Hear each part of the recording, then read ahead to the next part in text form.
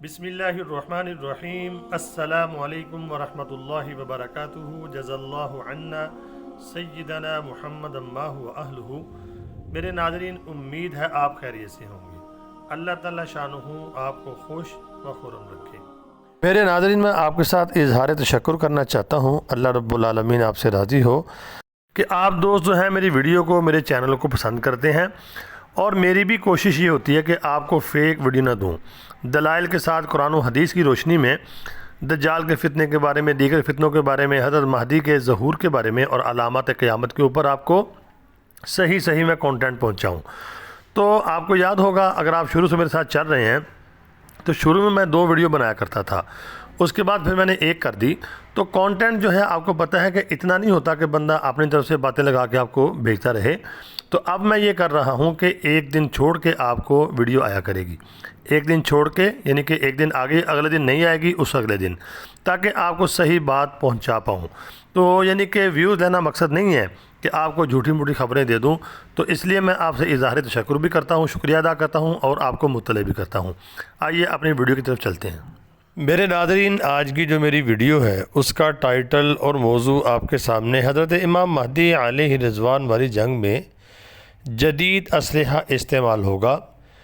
जो आपके सामने आज मैं दलील पेश करने जा रहा हूँ, इससे बड़ी दलील आपको नहीं मिलेगी बामुताबिक रवायत। आइए उस रवायत को पढ़ते हैं जिसमें दर्ज है कि जो जंग होगी हज़रत महदी वाली, वो जदीद असलहा से ही होगी। आइए आपको रिवायत पेश करता हूँ, उससे आपके सामने ये सारी बात खुल के वाज़ेह हो जाएगी। ये आपके सामने रिवायत आ गई है। हज़रत हुज़ैफ़ा रज़ी अल्लाह ताला अन्हु की मुफस्सल हदीस में है कि जंग आमाक में अल्लाह रब्बुल आलमीन काफ़रों के ऊपर फ़ुरात के साहिल से खुरासानी कमानों के ज़रिए से तीर बरसाएगा। तो इसका मतलब क्या है? जबकि आमाक से दरियाए फ़ुरात का जो करीब तरीन साहिल है, उसका जो वाया है, जो उसका वो 75 किलोमीटर है। 75 किलोमीटर अगर आप देखेंगे तो तीर तो नहीं बरसाए जा सकते इतनी दूर से। तो अल्लाह ताला आमाक में, जंग आमाक में फ़ुरात के साहिल से खुरासानी कमानों के ज़रिए से जो तीर बरसाएगा, इसमें वाज़ेह इशारा है। देखिए, 75 किलोमीटर कोई भी तीर नहीं मार कर सकता।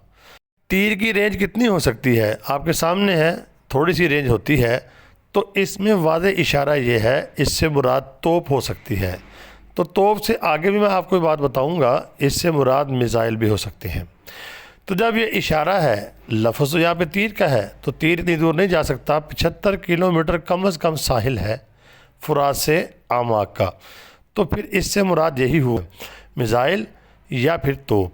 तो इसके अलावा इसमें और भी इशारात हैं जिनसे पता चलता है, जैसा कि दज्जाल के तबाही फैलाने से पहले जदीद जंग को यकसर मुस्तरद नहीं किया जा सकता। दज्जाल जब आएगा, तबाही फैलाएगा, तो उससे पहले हज़रत महदी का ज़हूर होगा। तो हज़रत महदी के दौर की जो जंग होगी, उसको हम मुस्तरद नहीं कर सकते कि वो जदीद असलहा की ना हो।